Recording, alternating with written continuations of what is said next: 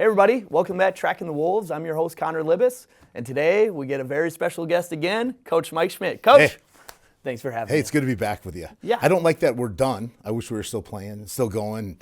Yeah, I think you always want that, whether it's the end of the season or in February. Like, we wish we were doing the fun stuff of our job, which is coaching the day-to-day practice, game plan, and all that kind of stuff. So, wish we were still going, wish we were still playing, but good to be back on Tracking the Wolves today. I appreciate it. We are happy to have you back. Coach, we just finished up our season a couple weeks ago in Jamestown. Let's chat about it. Finished 7-4 for the year. Let's talk about the last game of the year where we showed a lot of grit to go out and finish hard in a good, long season. Ton of injuries. Talk about that game and then talk about the season as a whole, Yeah. okay? I mean, kind of a microcosm of the season in a lot of ways.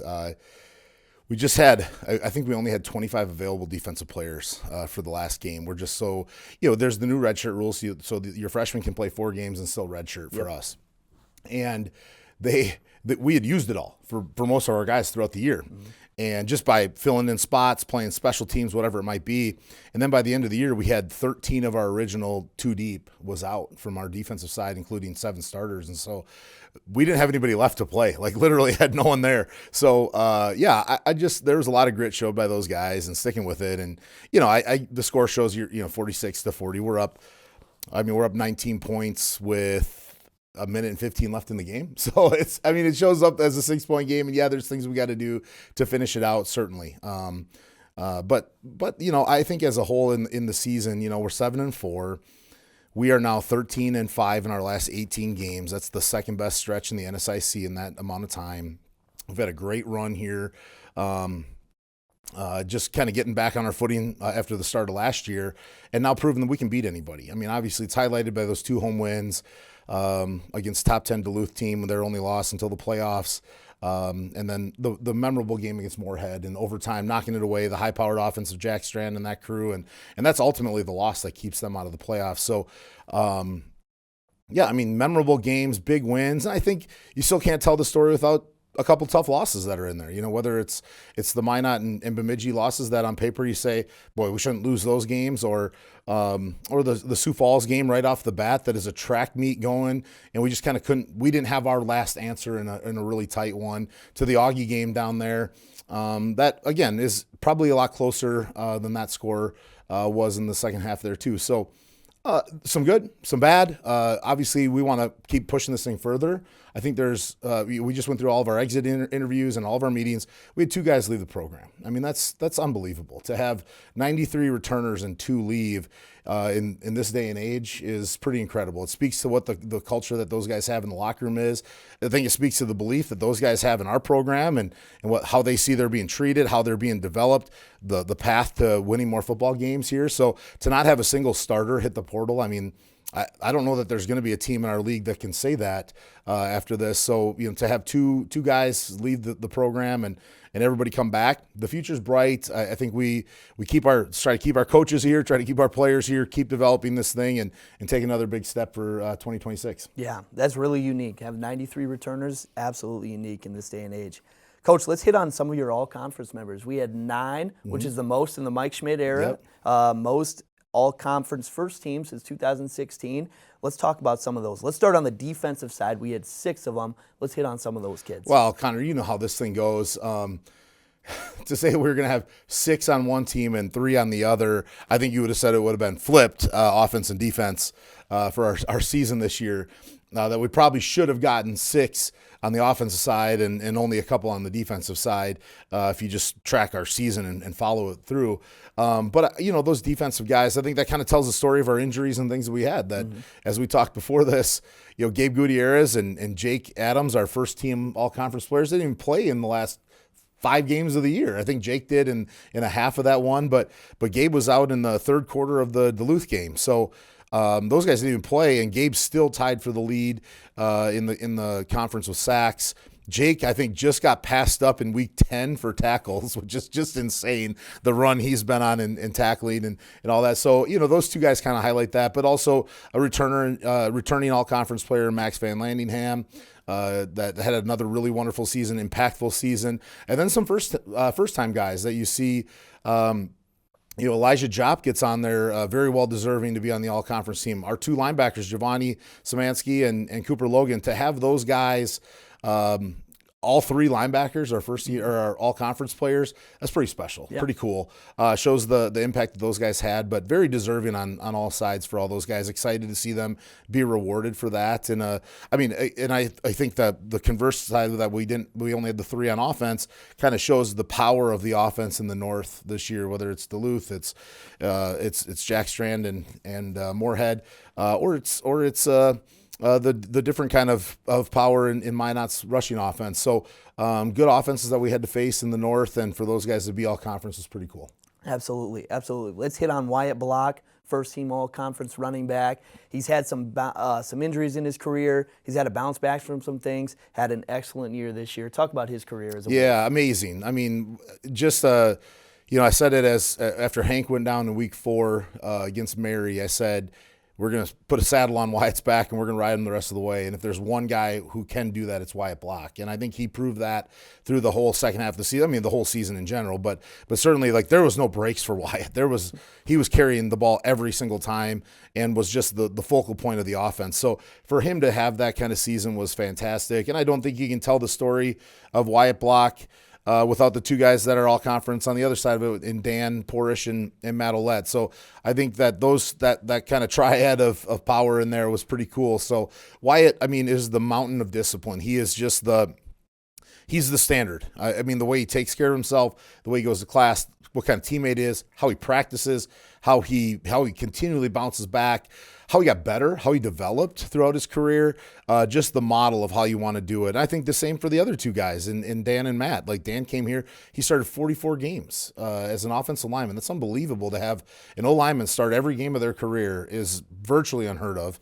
For him to do that as a true freshman, carry it through, never be injured, play the way he plays, be the impactful and just changing leader that he was on our team was amazing. Matt Ouellette comes in as a transfer, and hey, transfer O-linemen are very hit and miss, and it's tough to get them to, there's just a lot of things that go on there. And for Matt to hit like he did, be a captain of our team for us, to have 2 captains on the offensive line, I think it just speaks volumes of that group, how much they're respected, how good of players. Like, you got to be, if you're going to be a captain, you better be a good player too. It's just not the way it works. So those guys being great players and great leaders, man, what more can we say? Those 3 guys are all conference players there. Those were the engine of our offense, and I'm glad they were all recognized, very deserving. Absolutely. With this being said, we got a lot of leadership on these teams. We got a lot of leadership coming back, some leadership leaving, with the 2 quarterbacks now leaving.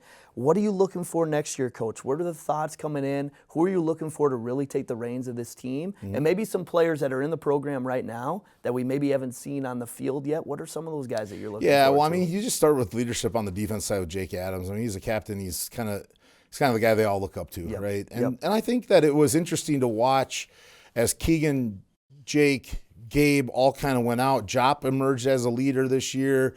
And as those guys kind of fell off, it was interesting to watch the other guys kind of take those roles, whether that's Giovanni and Cooper Logan at linebacker. And I obviously get to see that so closely because I work with that group. You see Caden Turnbow kind of take another step in his development up front at D-tackle for us.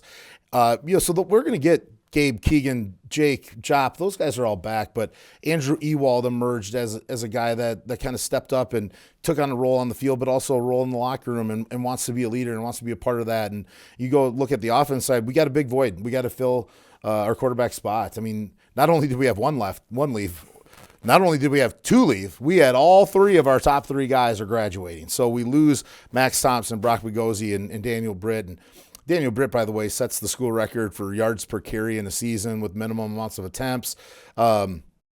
He broke Hank Kraft's record from a couple of years ago. So I just think it's kind of cool to look through and just see these last 5 years, what the record book looks like at Northern State football and how it fills up. But we certainly got to find a quarterback. Right now, we're going to snap the ball between our legs, and there's not anybody there to get it. So, there's a couple guys in the program that we got to look at and get looks at this spring and develop that. But that's obviously one that we got to kind of figure out there. But Hank Kraft's a leader. Getting him back from injury is going to be huge, and having him come back will be a big part. But then I think those 3 returning old linemen, I think you just look right back to that position group and you see Peyton Johnson, Ross Rowland, and Noah Drager, and what kind of role do those guys kind of step into? But I think you're going to find the leadership on the offensive side is going to come out of those tight ends, Zach Kraft and Gavin Giesler. There's not really 2 harder working guys in the program and great leaders. They've been especially Gav's been a leader for 3 years now. So I think that'll be a guys that we kind of lean on that side of the ball as well. Great. With heading into the transfer portal time, let's talk about it for some people that don't know. Is it only one period this year now, right? One transfer portal time. Talk about what Northern State is looking for. What kind of young man, what kind of player? First, you're obviously looking for great football players. Yeah. But after that, what are you looking for, Coach? Somebody to fit this program. Yeah, Connor, I mean, as we sit here right now, there's over 7,000 Division II and III players in the portal right now. That will double once the Division I window hits. We'll go over that 15 mark like we did a year ago as well. I mean, 15,000 kids in the transfer portal, 15,000. It's a different rule this year for Division I. There's one transfer portal window for Division I kids. They can go in the portal and transfer at one time. That's it. So that's January 2nd through the 16th or whatever it is there, a couple weeks in January. Well, we're already in school by the time that happens. We are the 12th. I think it ends on like the time. That's when they can get in. Well, they're not going to make a decision in 5 days to move to Aberdeen, South Dakota. So to say that we're just going to turn around and get Division I transfers is pretty realistic until we change our start date of second semester. So that becomes a big hurdle in getting Division I transfers. Now, they can still get in. We could get them mid-semester if they took half-semester classes. That's certainly an option. We can get them for the summer and next fall. I just think we've really kind of stayed away from that because who knows what they're doing. They're missing out on spring ball. They're missing out on workouts. They're not in a structure. I don't know these, we don't really know them. Are they waking up? Are they still staying on structure? Are they going to class? No one knows. So I don't know that we really like that, a guy who just misses a complete semester. It's too hard to get your body back ready to go. Higher injury rates for those guys as they come back, and it's just too much of a risk. The other side of it is we don't really have a lot of money freed up because everybody stayed. And so we don't play at 30 scholarships and save 6 for the other side. That's not how it works for us. We're going to play at 36 every single year. And when guys don't leave, you don't have free spots. And so we look at the transfer portal to kind of enhance. Where are places right now that we would say we have immediate needs to go after for starters or competing for starting spots? I think that's what we're trying to address right now. And then you address depth as you kind of get through spring, who stays, who's healthy, who's eligible, that kind of stuff. And so you kind of fix that. But we're pretty specific in what we're looking for. Like we have a big tagline. We call it Northern Guys. So our guys have shirts for Scout Team Players of the Week. The guys had that were all conference guys got them. It's kind of like the most prized possession in our program right now. And it was funny, our Nike rep, and we were kind of working through like getting these shirts, and he said, well, you wanted a design on it, or you want anything there? We said, no, we literally just wanted to say Northern Guy because that's what we're looking for. We're looking for guys that are tough and nasty, physical people on the football field, that are guys that love the weight room, the guys that are builders, the guys that are renegades. We want guys that want to buck the system a little bit. Not renegades, the fact that we want bad guys. We don't have any bad guys. We haven't had I think this is important. Like, we haven't had a single incident on campus, not an incident report at all. We haven't had a drinking ticket this entire semester, knock on wood.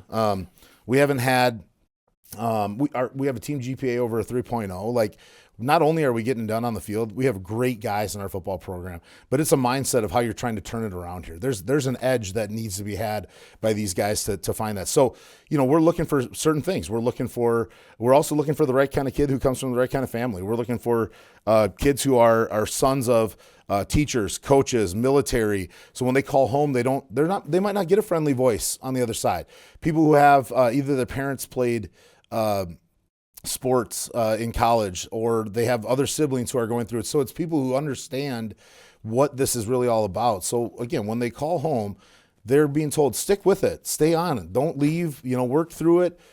It's people who get it. And so I think we're very calculated in our profiling of people. And then, obviously just looking for the right kind of fit. Guys that have great recommendations from coaches. We do a lot of work on that side of it. That's great, Coach. That's great.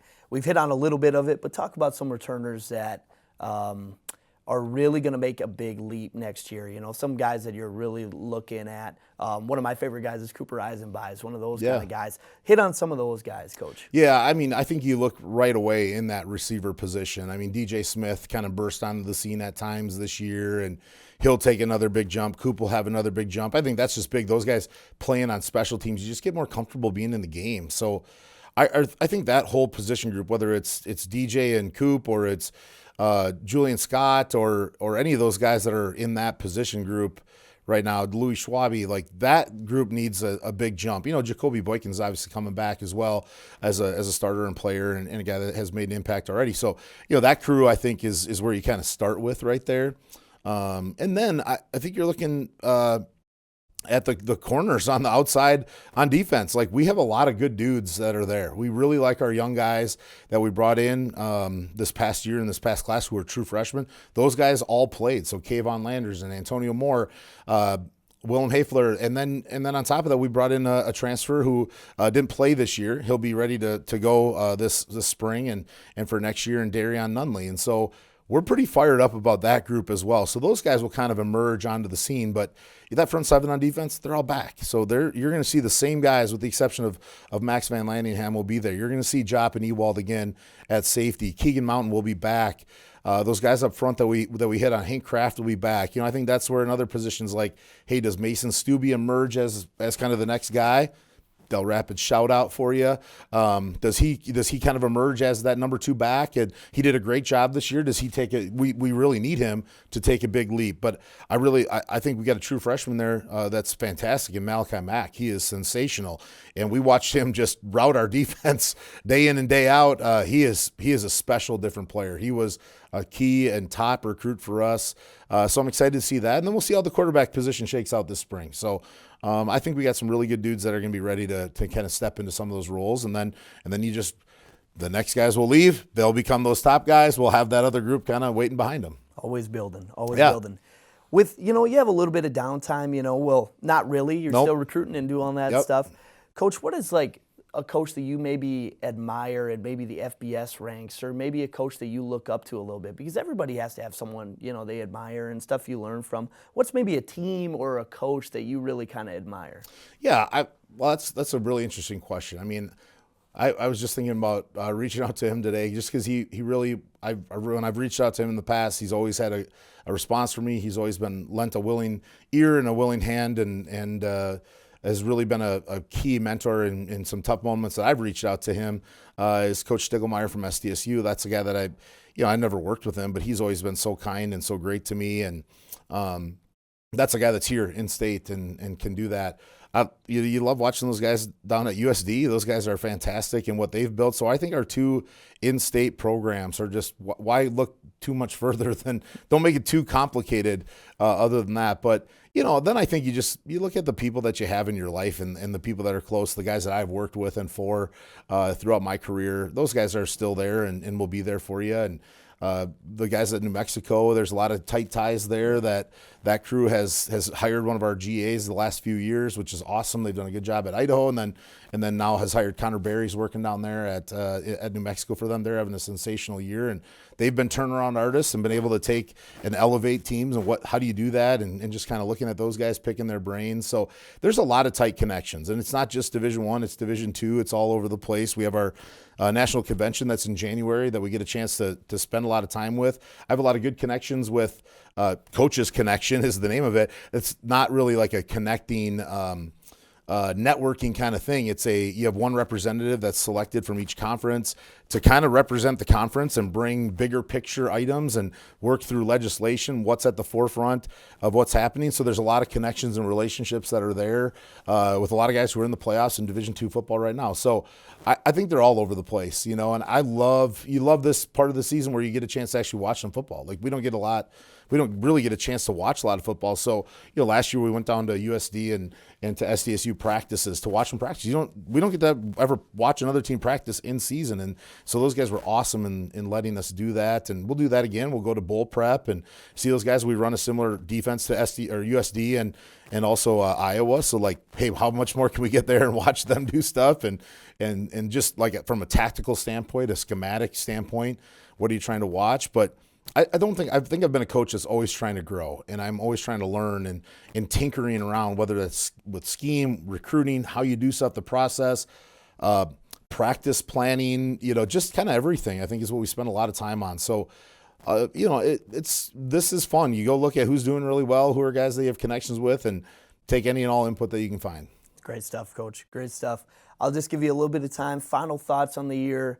Great team, battled some injuries. What's this 2025 team going to leave Coach Schmidt with? Yeah, I mean, we were picked to finish 9th in the conference, and we had this season that we have a top 10 win, and we have a great run in there. And we lost some games that we wish we wouldn't have lost.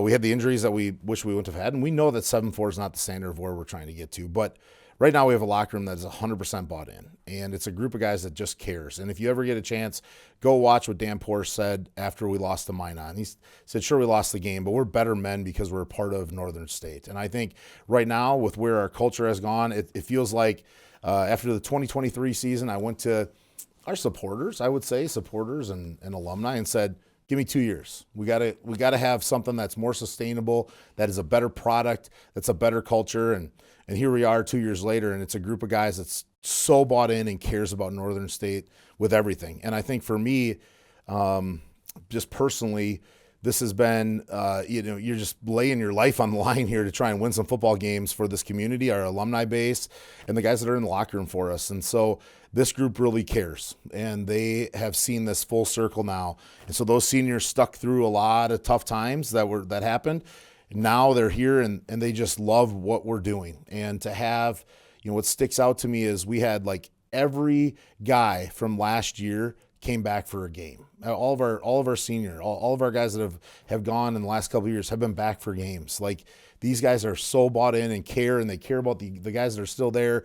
And now we have this tradition, and we have this culture that these guys just love to be a part of. And so it's going to keep attracting good players, and this group will never be forgotten. I tell them that all the time. Like, I bring up the guys like Charlie Larson, Luke Gunderson, Logan Grossinger, Jacob Schlow, those guys from a year ago, Jacob Van Landingham, who's on our staff, that those guys were the ones that stuck it through and said, we're all in this to change and fix. We're not going to leave. We're going to fix this. We're with you, Coach. And this next group, they're the same way. So now the Dan Porsches and Max Van Landinghams and that crew now, they get to be a part of our success in the immediate future. And so I just think these guys are so bought in. They believe so much in what we're trying to do, and they think they can beat anybody that's going to show up on their schedule. So I'm pretty excited to see where this is going to take us in the future. I am as well, Coach. I wish you the best of luck, and go Wolves. Go Wolves, baby. Thanks. Thanks, Coach. Appreciate it. That was Tracking with the Wolves. Thanks. Hello, everyone, and welcome back to Tracking the Wolves, episode 12. We are back after missing an interview last week. I'm Blake Clay, as always. And I'm Maggie Kruger, as always. And not as always, but just about every so often, we have Daniel Britt in studio with us. Why don't you say what's up to the crowd, say what's up to the people. What's up, people? I'm Daniel Britt. Can we get a little intro about yourself? I am from Las Vegas, Nevada, and I played quarterback here at Northern State this past season. We I'm don't really allergic want to him pumpkins. to say too much more. Yeah. Okay, you can. Keep going. Well, that's it. I'll leave it. Not in studio is Brock Bagozzi. Brock may come in. You might show up, guys. He might show up. So initially when we scheduled this, Brock was like, oh yeah, I'll be here. And then Brock found out that he may or may not have a test during this time. So if Brock doesn't show up for this episode, it's because he's taking a test, and that's what he's doing right now. We told him to jump in if he happens to get done with said test. So, Britt, how are we doing today, bud? Good. Just got done with 2 classes. Free for the rest of the day. I was taken over by this. Well, my bad. Me and Britt had a class this morning with Gus. Shout out Gus Foot. Awesome. Britt's acting career, it was pretty good this morning, gotta say. Here. We had to do a little scene for Gus Foot's class, and I acted out. Do you want to say your one line? It was quick. Somebody find the number for 911. What is this class? I don't know. Wait, do we not know? This looks so bad. Hold on. Let me pull up these real quick. I can't. I like professional communication, public speaking. I took that class my freshman year at Montana, and I was pretty upset when I found out I had to take it again. But then you found out it was Gus. Then I found out it was Gus. We love Gus. Gus is the best professor. Shout out. Shout out, Gus. We'll have to send this to him. All right, you want to start us off with our annual first question? I know it. Like annual is like technically not the right term for it, but I don't know how to I don't know what else to call it. We always ask everyone, and I'm sure you've been asked this before numerous times. Can you tell us about your recruiting journey to Northern State University? Go through the whole thing. We have time. Seriously, the whole thing? Sure, why not? As much depth as you want to go. Well, so as I've said before, I started out at the University of Montana, left there, went to Northern Arizona. I ended up breaking my back, my L5, when I was at Northern Arizona. A whole new staff came in. So then I decided to hit the portal. Knew I wasn't really going to play there. They brought a whole bunch of guys in, and the new staff didn't think I was going to recover from my back. Hit the portal. Talking to schools, few FCS, and in particular, Montana reached back out to me, and I was like just thrilled. And that is once they reached out to me, my mind was just set on going back there. So every day, it was always about what am I going to talk about with Coach Hauk today at Montana. That was kind of how that went, and finally, I come to find out that he's waiting for his quarterback currently to hit the portal because he knew he was gonna. It's just a matter of time when. So during that process, Coach Schmidt, or at the time Coach Hine, he reached out to me on Twitter and he said, "Hey, I'm the new OC here at Northern State," and there he is. We got interrupted. Brock Bagozzi in studio. How you guys doing? Good. How was your test? Not too bad. It was quick. Was it a quiz? Yeah, it was a quiz. There you go. On paper, though. Old school. Oh, wow. How do we do? Do we get the scores back? Or? Not yet, so we'll see. Hopefully good. All right. Brock, introduce yourself real quick, and then we'll continue on with Britt's recruiting story. Yeah, which camera am I looking at? My name is Brock Bagozzi. I am from Syracuse, New York, and I play football here. There we go. Good. All right, continue on with the recruiting story.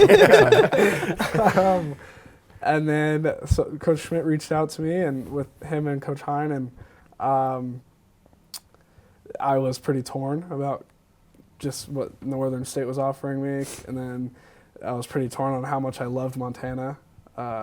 So I was waiting for this kid from Montana to hit the portal, this quarterback, and then Coach Schmidt kind of gave me a deadline. He's like, "All right, you have a week to decide with the offer that we were giving you."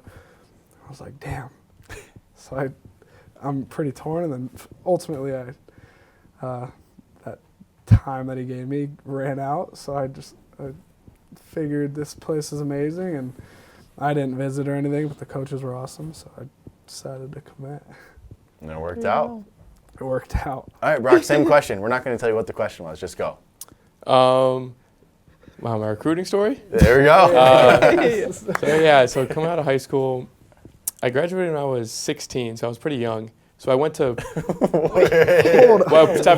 17. So I was young for my class. Oh, yeah. So I went to prep school for a semester, played football there, and then I went into my college in the spring semester. Okay. So I went there early. So I went to Marist, to FCS school in New York. Right.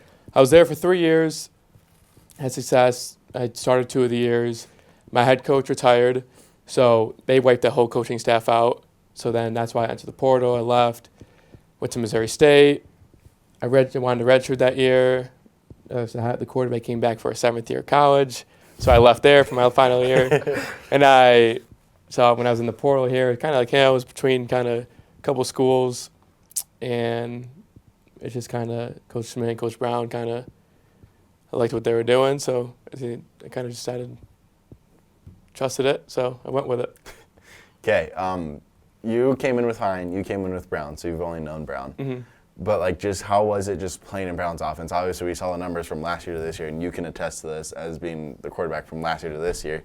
And then Brock also, like, for you. But just talk about, I want both of you guys to talk about, like, how much fun, how much success was Coach Brown able to have for us this year? I think that the biggest thing is I know he's seen multiple different offenses, but I've seen offenses that don't really work out well, and you kind of see why compared to, even my last school, but even this one too. He's kind of he's very smart. Mm-hmm. It's just something he when he calls it, he just knows it's going to work. For some reason, he has the brains for it. It's just he knows what's going to work.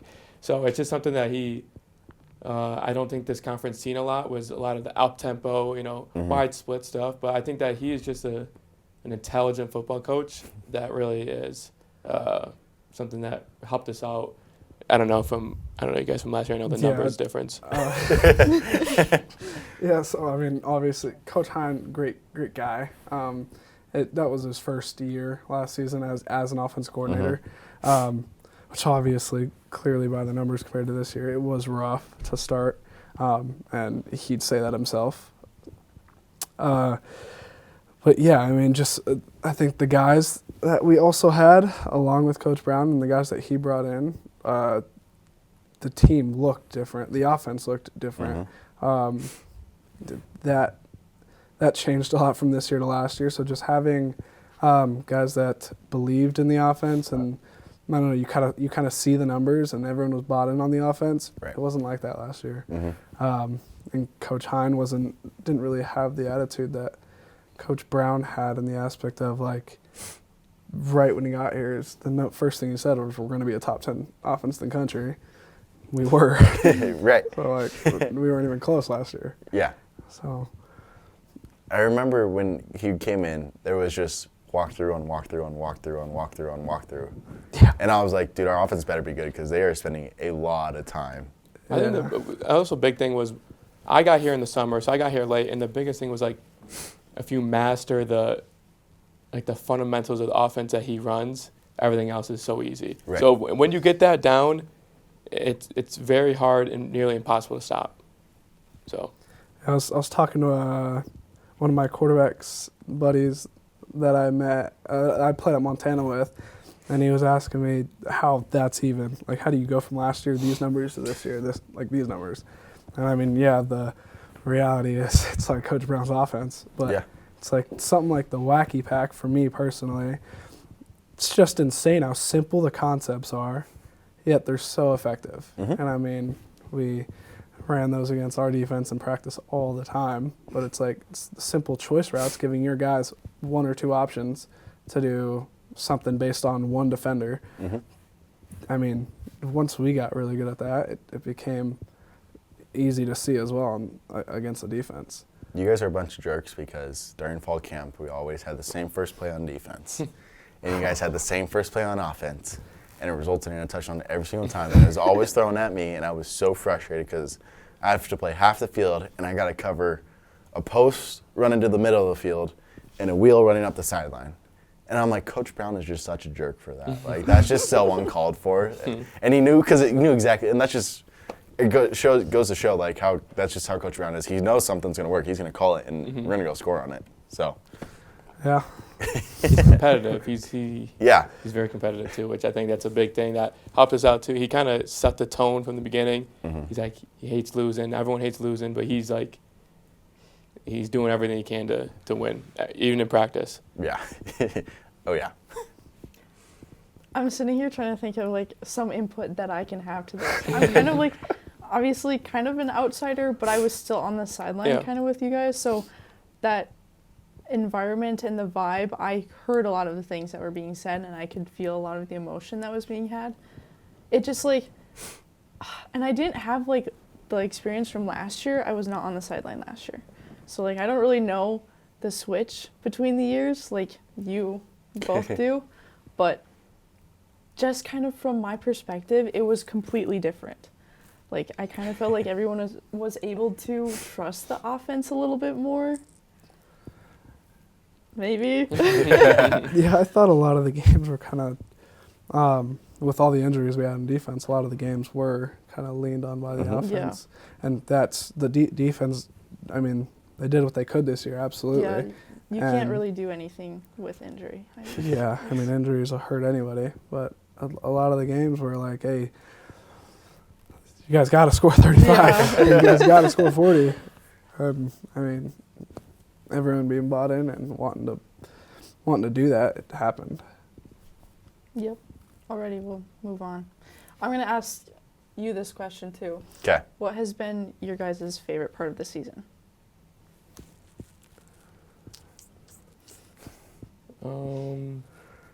I just think as a whole for me, it's just kind of meeting all these guys and them welcoming me in, and just kind of the friendship and the brotherhood that we created.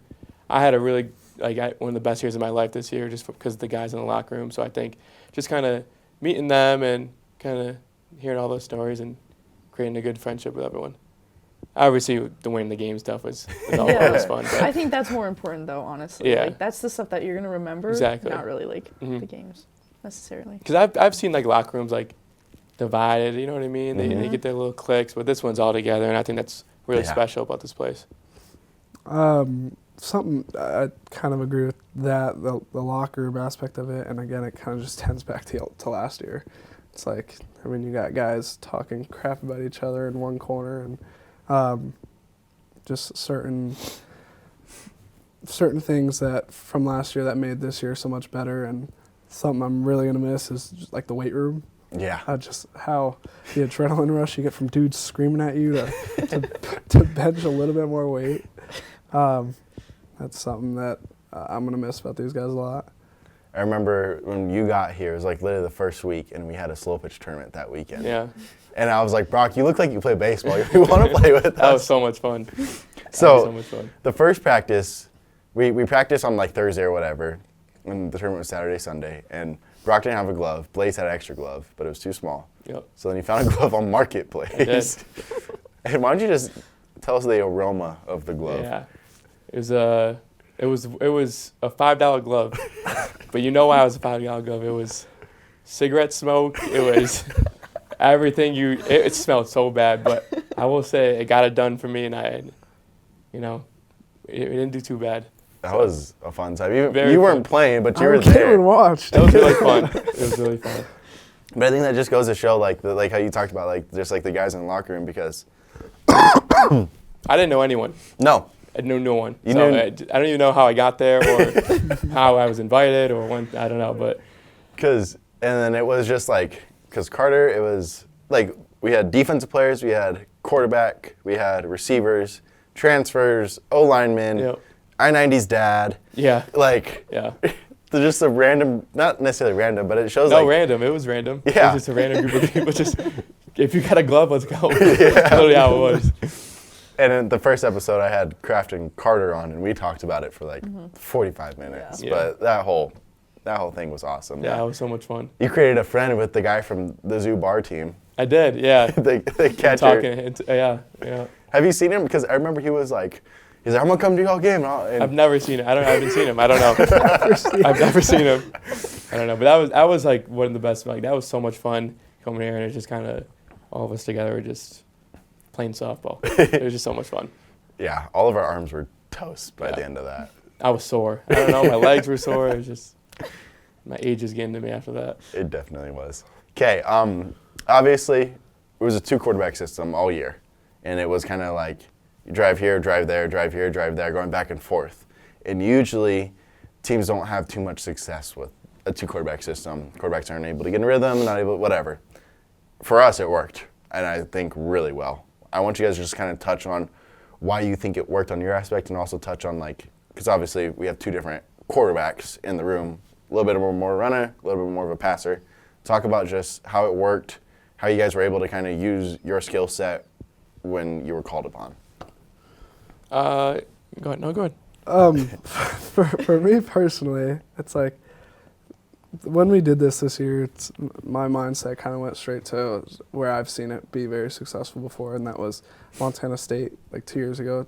Tommy Malott and Sean Chambers, and I think why it worked so well was Brock's going to start these games, and we're throwing the ball over the field, and occasionally one. I mean, I think it showed he can still take off and go. I mean, but so teams are adjusting on the sideline afterwards, and they're like, all right, he's throwing this well, whatever they're doing, and bang, I come in and it's like, oh, wait, hold on, hey, one's in, and then we're running, and now they're trying to adjust to that, and then bang, Brock's right back in, and so I don't think teams could catch up like enough throughout the season and or within games, and I thought that worked really well for us, and I think us kind of supporting each other and just having each other's backs, and I wanted him to do so well, because the reality of it is, you see teams do that and they have like problems and within the quarterback room, but it's like if Brock didn't play well and I got thrown in, how am I supposed to play well? Right. Like, if he's playing well and he has all this momentum, let him keep going. Or, like, if you want to throw me in, I can continue off the success that he had already. And that was my mindset going through it. And I think that helped us a lot on offense and just kind of having a relationship with him. Yeah, I just kind of figuring out that, like, just the different dynamic that defenses like had to go through with me and him, and going into it, I always like thought of it. I kind of thought of it a little different. Like, I was trying to think of a quarterback, like two quarterbacks that actually worked, because my mindset's always like, I don't think it ever works. I just don't think it ever works. I don't, but I think that we do play a little bit different, and we really complement each other. I think that's the biggest thing, and I just don't think anyone can get a really good beat on it. And just like he said, it's just I wanted him to do good. I wanted him to do, it's for the team. It's at the end of the day we want to win, and we're gonna ride the hot hand. And we did that some games with me, some games with him. Like the Duluth game, we scored in the beginning, and then he goes in there and they can't stop him. So no point taking him out. Right. So we're winning it, and I just think that we had a really good relationship all year. We really just backed each other up. So it's kind of that was a big thing, that because you see people, it could be a division with that stuff, but I think we did a really good job in just supporting each other and just doing what we can for each other all year. So I think that was the biggest thing why I succeeded.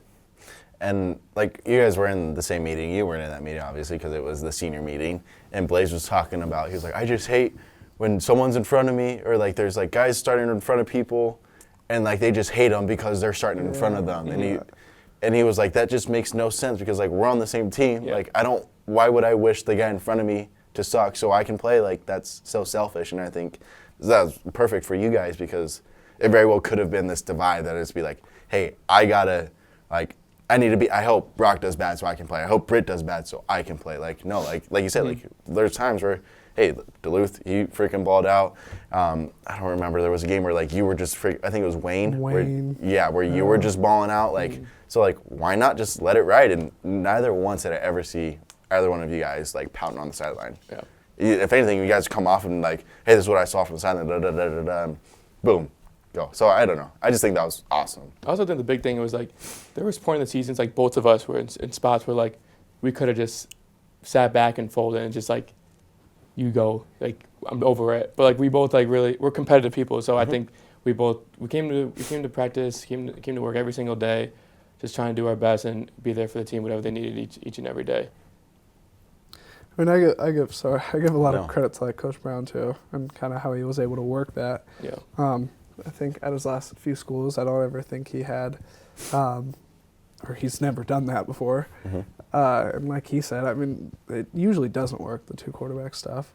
I think I've just seen it firsthand work. Right. When they beat us badly. So that's.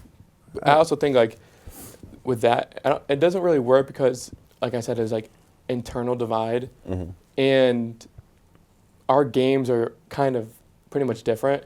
So I think we just like kind of created one to be like a very unstoppable force all year. So I think that was a really big thing for us, that we kind of just used what we can do, and just Coach Brown kind of brought it out when each one of us was in. It's one of those things where it's like you create a perfect quarterback, and I think you had a mix of you guys, and that was like the perfect quarterback. Yeah.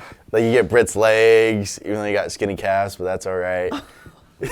I got the skinny calves and ankles. I got them bad. That's why I wear the leggings. Pretty bad, but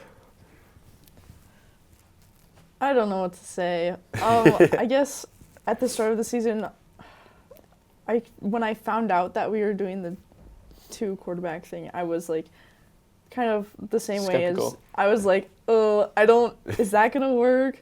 I just obviously didn't know either of you at all. I didn't know the team barely at all, and I'm just like, I don't know. Like, also Coach Brown didn't know literally anyone, but in my head it's just like, when ego gets involved, it derails. It was always a concern. I was like, I just hope that they like can kind of come together and like hopefully they don't hate each other. And I mean, it worked out really well. So that says a lot about your character, I think. More than anything else. You have any other questions? I only wrote down 4 questions. I have a couple more in my head in the bank. We gotta do our fun questions. Yeah, I have a couple in the bank. Okay. You can go. If you have a fun question, go for it. We'll do our usual one. You guys didn't have a whole ton of road trips this year. Thank God we didn't. But if you had to go on a road trip, a super long one, what would be your go-to snack and drink? I'm a big sour candy guy. So I would probably do like a sour Skittle and some sort of, I would get like I don't know, with sour stuff, I like to drink water. So I would do like a sour Skittle with like a Life water or something like that. And then maybe a chip, let's see. Maybe those purple Doritos. Oh, the spicy nacho? Spicy nacho, yeah. And that would be my... I'd probably say gummy nerd clusters and like a Diet Coke. Yeah. If it's not going to a football game. Right. Yeah. Yeah. I'd say those. I just found out. I texted my family group chat. I was like, I think I'm growing up because I got this big old bag of gummy worms and I was so excited for the sour gummy worms. And I was eating them. I'm like, they don't hit anymore.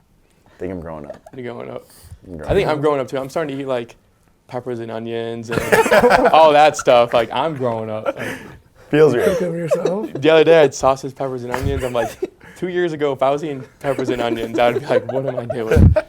So That's insane. All right. Who on the team would you not let date your daughter, and who on the team would you let date your daughter? I feel like there's a consensus answer for who would you not let date your daughter. It's hard because everybody essentially knows about, like, you know too much in the locker room.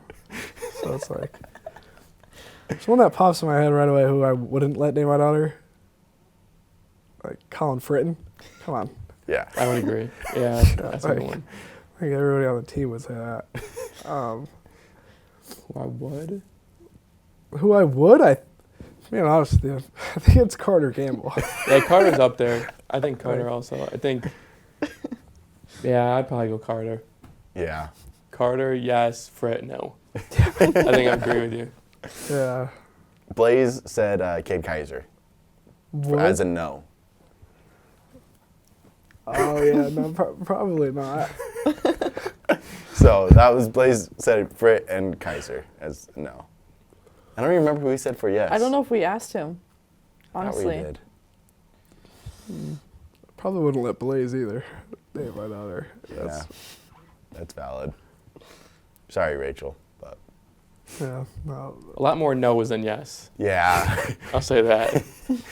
It's almost harder to think of a no because it's just like there's so many guys. Whereas like a yes, you're like okay, like for sure Carter. Like that's kind of no brainer. Like I-90. Yeah, I-90 is a yes. A lot of O-linemen like Ross. I mean, Yeah. like. They seem to like big old teddy bears. Yeah. But But then you get the pretty boys and yeah. like the DJs. No. No way. Oh, Rich. Yeah. Definitely not. What do we think about Jarrell? Jarrell That's a Coleman's no for me. sweetheart. He is sweet, but that's a no for me. Yeah, probably a no.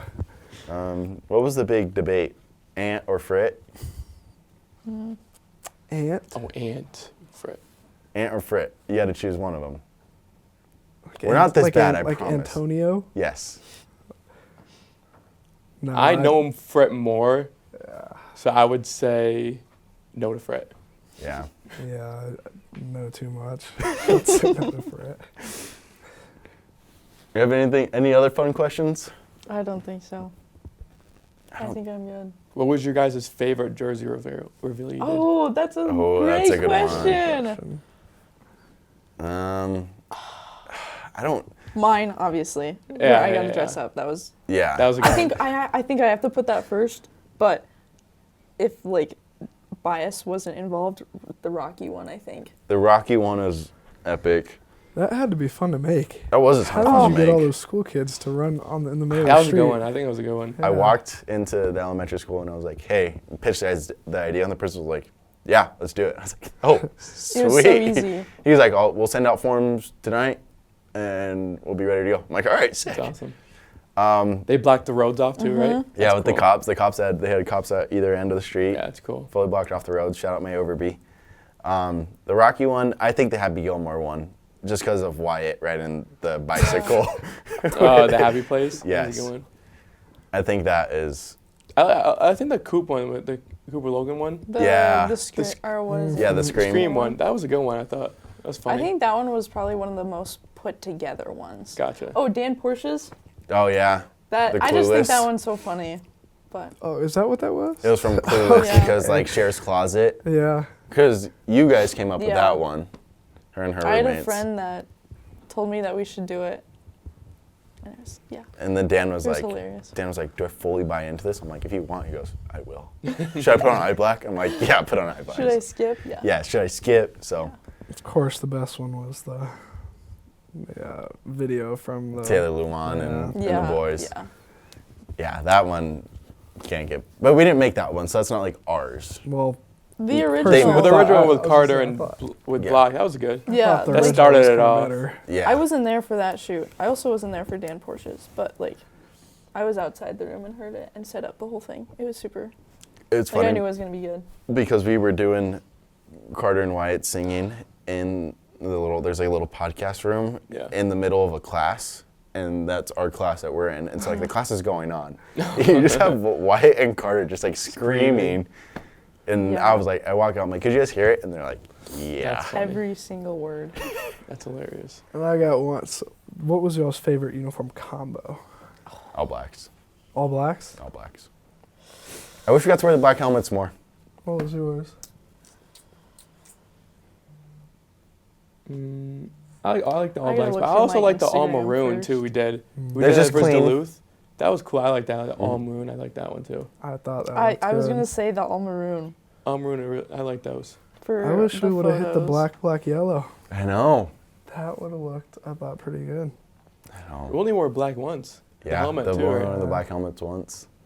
Such a shame. The all blacks is obviously I don't so like good. the white, yellow. I like it Personally. That was the White, last white, game, right? We did. at the Yeah. first and last. Yeah. I liked it. I didn't think I was going to, and then I did. I didn't think it looked bad at all. Nothing looks bad. It just, Yeah, they didn't. Yeah, they looked good. Best jerseys in the See, the NSIC. thing- yeah. The black helmets don't go with anything else, though. We should have done black, white, black Black, white, black. An away game.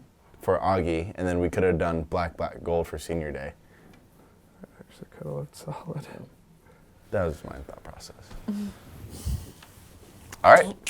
That's kind of all we got. You guys have anything else for us? Any other questions? Great questions for us. Yeah. I appreciate that.